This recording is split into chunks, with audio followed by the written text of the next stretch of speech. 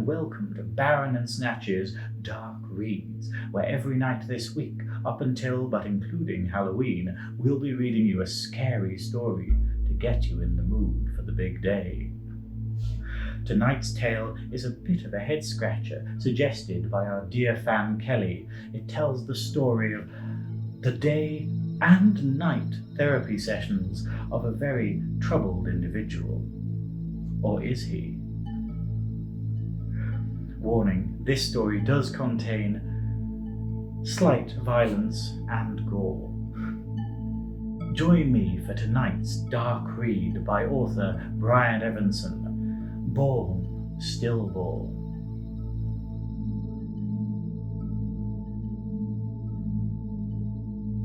Haupt's therapist had started coming to him at night as well, and even though Haupt knew, or at least suspected, that the man wasn't really there, wasn't really standing beside his bed with a pencil in hand, listening to him and writing notes on the wall about what he said, he seemed real.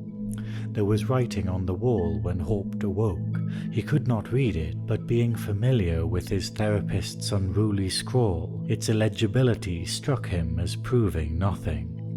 Their nighttime sessions felt, when he was honest with himself, just as real as his daytime sessions felt. Maybe even more real. He did not report this to his therapist during the day. Instead, he waited to see if the therapist would mention it, and, when he did not, he decided that it must be some sort of test. No, as with so many other things, he would not share this with his therapist unless he was asked about it directly. But during the day, the therapist rarely asked about anything directly. He might say, "How was your week?" or "Did you have any dreams?" He was never more specific than that. At night, however, standing beside the bed, the night therapist would ask pointed questions that wormed under his skin. When Haupt lied to him, he would say, "How gullible do you think I am?" When Haupt told only part of the truth, the night therapist would wait, tapping his pencil against the wall for him to go on. And Haupt, at night, usually did go on, slowly extruding more and more of the truth through his mouth. It was as if his therapist was one thing at night and quite another during the day. Or even, it occurred to him, as if there were two of him, two different therapists who, for some reason, looked identical. "Are you a twin?" asked Haupt once during a daytime session, and the day therapist, usually reticent to talk about himself, was caught off guard enough to say, "Yes," and then shortly after, "No." "Yes and no," said Haupt. "How can it be both?" I had a twin. He was born stillborn." But when Haupt tried to question him more about it, the therapist shook his head. "We're here to talk about you," he claimed. Born stillborn, Haupt thought now, late at night. What an odd way to phrase it, considering that in fact what you were saying was he wasn't born at all. Why not just say he was stillborn? How was born stillborn different from simply stillborn? What had the day therapist been trying to tell him? The night therapist was there, beside him in the darkness, tapping his pencil against the wall, wanting something. What was it again? What had the man asked? "I'm sorry," Haupt said. "My mind was elsewhere. What was the question again?" The pencil stopped tapping. "Elsewhere," the night therapist said. "Where would that be?" "Nowhere," Haupt lied. The night therapist made a disgusted noise.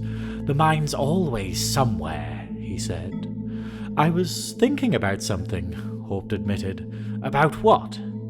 Haupt hesitated, trying to find a suitable lie, but the tapping of the pencil against the wall kept interrupting his thoughts, creating blinding little bursts of light in the darkness of his head.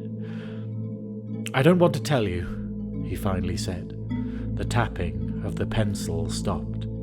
Suddenly, Hawp's head was dark again. "There," said the night therapist. "Now we're finally getting somewhere." "Did you have any dreams?" his day therapist asked. They were sitting in his office, the chairs arranged as if for a staring contest. The day therapist wore glasses that Haupt felt gave him an advantage. Did the night therapist wear glasses? He must, since the day therapist did, but Haupt didn't remember for certain. With the day therapist right there in front of him, he had a hard time imagining the night therapist. "No dreams," Haupt said, and then he said, I must have had some dreams, and then, I'll be damned if I can remember them." Damned, he thought, wincing inside. Interesting choice of words. But his day therapist just tented his fingers and nodded. "How is an apple like a banana?" asked his night therapist a few nights later. The man had run out of space to write on one wall beside the bed, so had moved closer to the window. There, in the cold glow of the street lamp, he looked exceptionally pale, as if he had been chiselled from ice. "Excuse me," Haupt said. "You heard me," the night therapist said. "Don't pretend you didn't." "How do you know if I heard you or not?" he asked, irritated. But the night therapist did not bother to answer. "How is an apple like a banana?" Haupt mused. "They're both fruits," he said. The therapist turned from the window and smiled. "Wrong," he said. "Wrong? They both have skin." "Why is that a better answer than they're both fruits?" The therapist didn't say anything, just scribbled madly on the wall. "What are you writing?" asked Haupt, but the man didn't answer. "Why is yours the better answer?" Haupt insisted, but the man simply said, "The answer is, they both have skin." The therapist can't possibly be there at night, Haupt thought, near dawn, finding himself alone. It doesn't make any sense, and besides, I didn't give him a key, and yet the man looked exactly like his daytime therapist. He spoke in a cadence exactly like his therapist. If it wasn't his therapist, who else could he be? He rubbed his eyes. What else has skin? He wondered idly, and then thought, I do. He was like a banana, and he was like an apple. If you were to draw a circle and put an apple and a banana in it, he would also be allowed to step into the circle. Nobody could stop him. Who was out there doing that? Drawing circles around fruit, drawing circles around people. He considered the chalk outlines that were drawn around dead bodies. So it didn't have to be a circle exactly, just a shape that could contain a fruit, or a human, or some combination of both. During a lull in the conversation, he asked his day therapist what it was like to know you had been born with a twin, but would never meet your twin. "Excuse me," said the day therapist. "You don't have to talk about it if you don't want to," said Haupt, using a phrase he'd often heard his day therapist use, usually at moments when Haupt suspected the man least meant it. How would I know what it's like to have a twin?" asked the day therapist. "But," said Haupt, and then stopped. Didn't your twin brother, wasn't he born stillborn?" But the day therapist was shaking his head. "What twin brother? I was an only child." Hadn't the day therapist told him he'd had a twin brother born stillborn? Haupt remembered the conversation nearly perfectly. There had been no possibility of misunderstanding his words. Why was his day therapist lying to him now? He bought an apple. He ate it slowly, puncturing the skin with his teeth and chewing the skin up along with the rest of the apple, except for the seeds and pith. An apple wasn't like a banana, he thought. His night therapist was wrong. They both had skin, but with an apple you could eat the skin, and with a banana you couldn't. You could peel a banana easily with your fingers. An apple you couldn't. To peel an apple of its skin, you needed a knife. A person was more like an apple than a banana. You couldn't peel a person easily with your fingers. With a person, you needed a knife. With a person, like an apple, you could eat the skin. He told this to his night therapist, but the man just stood at the window, motionless, not even writing. Haupt couldn't tell if the man was paying attention. He finished speaking and then waited, but the night therapist didn't turn his pale face away from the window. "What's out there?" asked Haupt. "What's out there?" echoed the night therapist, turning abruptly to look at him. "The whole world is out there." But what, wondered Haupt, was the whole world?